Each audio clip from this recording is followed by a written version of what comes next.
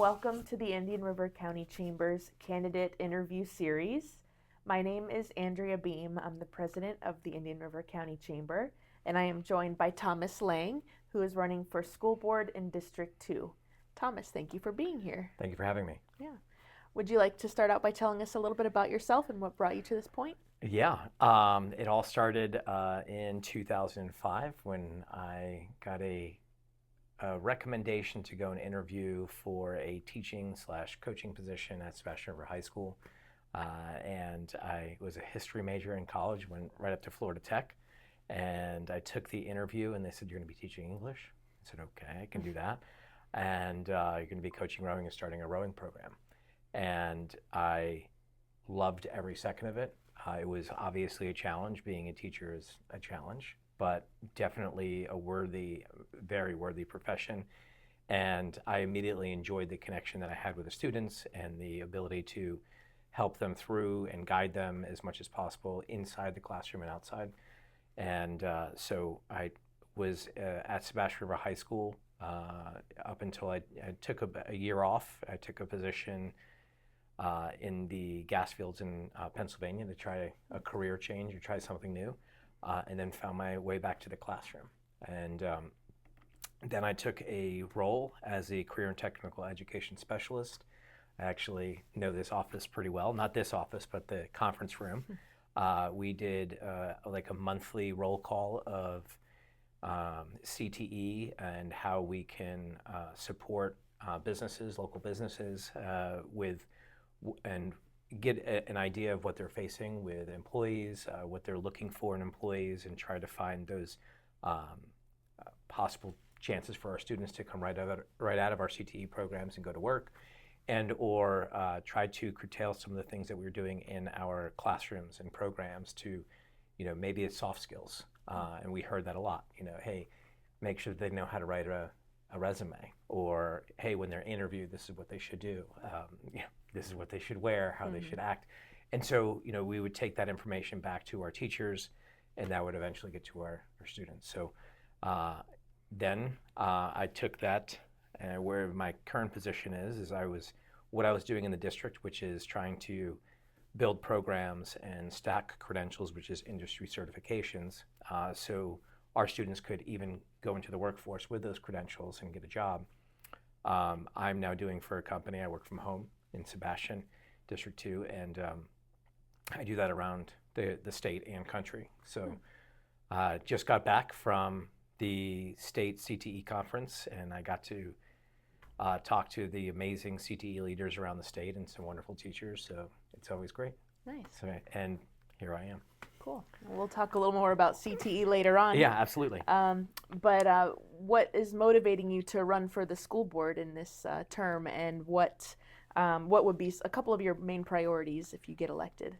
Well, I think it's time for me to give back in this capacity, and spending those years in the classroom and then as in this CTE specialist role, I was able to really get my hands dirty in trying to make wherever I was a better place. And I think it's time for me to take those things that I learned about the district, about education as a whole, public education especially, and to really try to use those skills learned in those positions to move our district even make it even better. I know we're 5th in the state, but there are definitely areas where I think we can improve.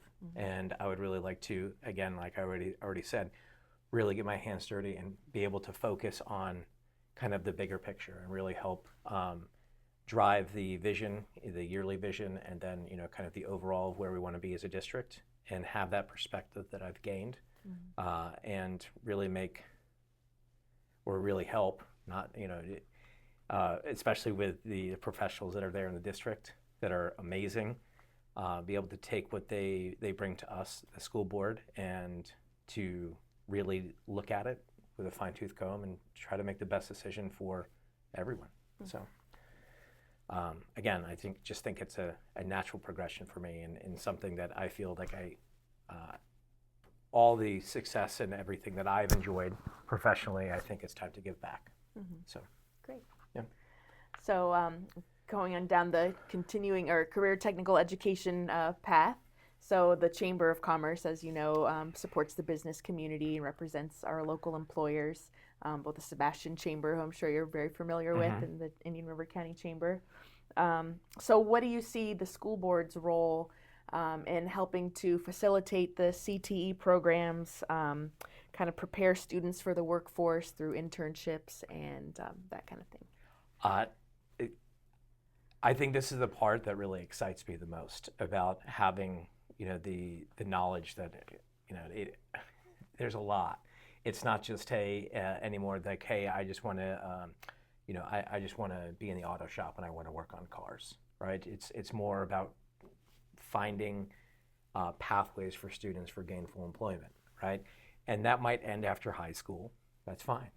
It might end at Indian River State College where they get a 2-year associate's degree, or maybe it's a 4-year degree and beyond. But it's finding that pathway or that exit point for the student, but then also being able to liaison with the chamber and to really hone in on what our community needs. One of the things that I've really been taken kind of back by is some of the effort throughout even our state of, say rural communities where students that go to college, they tell me that they very rarely come back, right? And so they're developing programs in these rural communities that are based around tech or jobs that they could do remotely, right? And so not only they're providing opportunities for students in the industries that exist in those communities, but they're trying to create pathways for students, whether they go away to college or they start working right after high school, that they can remain in the communities that they love so much. And so I would really love to see and make that connection with the chamber and the employers to say, hey, what do we need to do? What do you need in an employee? How can we help our students meet that gap?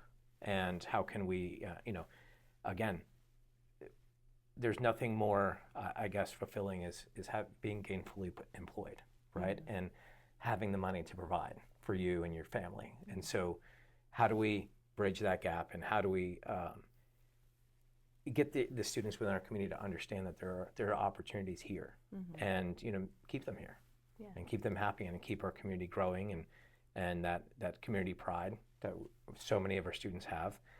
I know they might not say it as much as you think they do, but when you listen to students, and they, one of the things that we brought on is environmental science. We had a certification that we brought in, and some of the students were so excited about it because they're so passionate about our environment. And I thought it was an unintended benefit, but it was really cool to hear students just really get deep into it. So that's just one of the many things that I hope that I would be able to bring to the board, and that connection with the chamber and the businesses and employers. And so I'm excited about that. Nice. Yeah. Great. So as you mentioned, our school district is doing very well in recent years. We're 5th in the state, but Correct. There's always room for improvement. So Correct. I wanted to hear, beyond the CTE side of things, student achievement, is the district's primary mission. What specific improvements would you work on in your term, and how would you measure success for yourself? Well, as a coach, you want to be number one, right? But being in the district as both a teacher and as the CTE specialist, data can say one thing, but it's not telling the entire picture, right? And thinking about just going back to that and not focusing on CTE in this answer, but what pathways are we creating for students? So it's more than just, hey, you graduated, right? It's not that time in our country's and community's history, probably the 80s, when you could I graduated high school, right? Now you need a certificate, or you need a certificate program, or you need college degree, right? And so those are things that our students need, and we need to have those connections and pathways for them. And maybe it's something I tell all my rowers and even my daughter, who's 16, I don't know what I want to do yet, Dad. I still don't. I just go where I think I'm needed, right? And try to see where my moral compass takes me, right? And so with that in mind, yes, the data can say that we have a great graduation rate, that we most of our students are at grade level for reading or math or science. But how can we push? How can we move them to that next level? How can we take that? Yes, we're improving our scores in all those courses, but how are we improving pathways for them with those skills? And I think that, for instance, like math, you know how many times as a teacher I heard, well, I'm never going to use this again. And thank goodness I was a math teacher. Right? I wasn't a math teacher because that would drive me nuts. But what if they understood that maybe you're not going to use this, but it's the concepts that you're going to use later? Maybe programs to have them access different projects or hands-on activities where they're not maybe using that math, but they're using those analytical skills. And with that pathway of, oh yeah, that analytical skill that you learned, here's how it's going to apply in all of these careers or these pathways. And so just trying to focus on preparing the student as a whole for what's next, I think is super important. And that's where I think we can go from 5th to number 1, because we would have that mindset and that growth mindset, which is super important. And it's something that I've tried to get across to students from the first day I stepped in my classroom and realizing that some students haven't even been as far north as Orlando, which blew my mind. So what else is out there? And trying to, once they have that connection or that dream or that idea, how far can they go? And so I think we need to focus on that rather than just like, we got them here. Imagine if we got another 10% there, but we got them with that idea of, oh yeah, this is my opportunity, rather than this is the burden of going to school, right? Yeah, it's true. I mean, they don't know what they don't know. So if they're thinking, I'll never use this, because they have no idea what possibilities are out there for that particular skill, So, correct. Yeah. And I'll, my daughter, she's in the, she loves it. She absolutely loves the biotech program at Sebastian River High School. And they have an amazing one. Both teachers at in those programs are incredible. Mr. Bush at Vero Beach High School, Miss McCoy at, sorry, it's not Miss McCoy. No, it is McCoy, yes. Her maiden name is McCall. I knew her when she was a student. But she's at Sebastian River High School. So is my daughter going to be a biotech technician? No. But is she learning those skills to figure out what she wants to do because that stuff really interests her? That's the goal, right? Of, I see a pathway. And so when you ask her, if you were to meet my daughter, and I'm sure you will at some point, what do you want to do? She's going to freeze, but she'll give you the answer of that day, right? Maybe I want to follow in mom's footsteps to be an athletic trainer, but I know the body, right? And I know the chemical makeup, right, of things, and I understand that. Or I want to be a crime scene investigator, or who knows? But she has those skills, and she's gaining that ability to think scientifically and analytically. And yeah, it's pretty awesome when you think about that stuff. Yeah. Great. Yeah. That's very cool that you can see that from the parent's perspective and from the provider's perspective at the same time. Oh yeah. So, yeah. I mean, again, I got asked. I've been asked multiple times, like, do you think it's important to have, a child in the system or a grandchild? And I think, yeah. Is it a qualifier for the position? No. But the unique perspective that I get as a parent and being a coach of amazing student athletes and hearing what they have to say, you can kind of like, all right, well, maybe that the intention didn't, the intended, impact wasn't there, but this is what I hear. Maybe we need to, but maybe it's a positive or a negative, and just kind of have that perspective. And again, it's not just my daughter or my daughters. but it's listening to their friends, listening to the parents, listening, and just getting that I guess, which I find interesting, a rather new perspective on the school board, because we really haven't had that. So. Yeah. All right, final question. Yeah. As you probably know, school board members face often difficult decisions with strong public opinion on both sides. So my question to you is, describe how you would approach these decisions that might be difficult, and how you would try to communicate with the community about your decisions. Okay. So I like this question. I guess you would think of this as a hard question, but I really don't. I think it's the amazing people that we have from Dr. Moore and his staff, and at the district office, and then you get to the school sites and the principals and the amazing teachers we have. We really need to rely and listen to the professionals, right? And so here, identify the challenges, work with them to, where I can give the input from the community. Hey, what are we doing to make this better? What do we do, to improve this? Or this didn't work, how can we improve it? Or where do we go right? Where do we go wrong?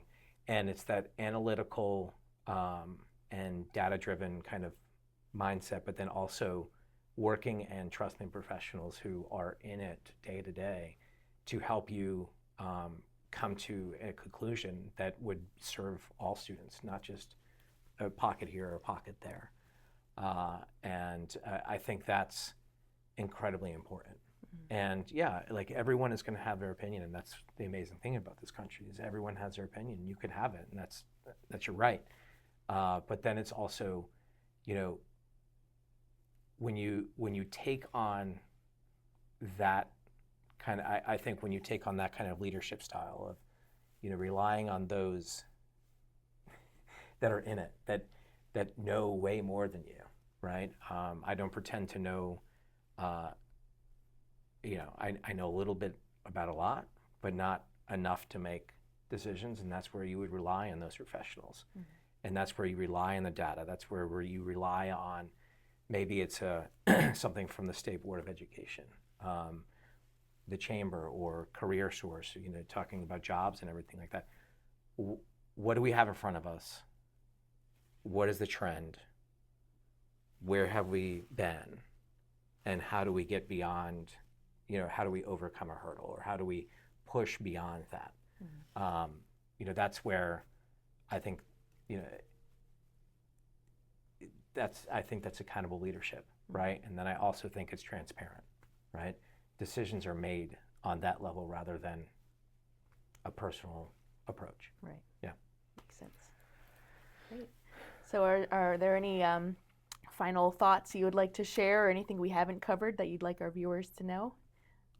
No, other than the fact that, I got your email, hey, the invite, and then I knew where the building was, but then you sent the email, hey, just a reminder that it's on Wednesday, and, looking at the site of, this building, it just really kind of brought back, like, hey, I remember those are great times, right? And I really hope that I can either be one of a few members on the board, or maybe it would be me, but working with you and businesses and really finding those connections. And, as we, I hope, like I said, to, push the boundaries and get our students all those different pathways, work with businesses and local organizations to find those connections. And, I really think we could be innovative, and that's where I know that Dr. Moore and his staff, they are innovative, and they have to be, right? So I hope to be able to contribute in that sense. So great. Yeah.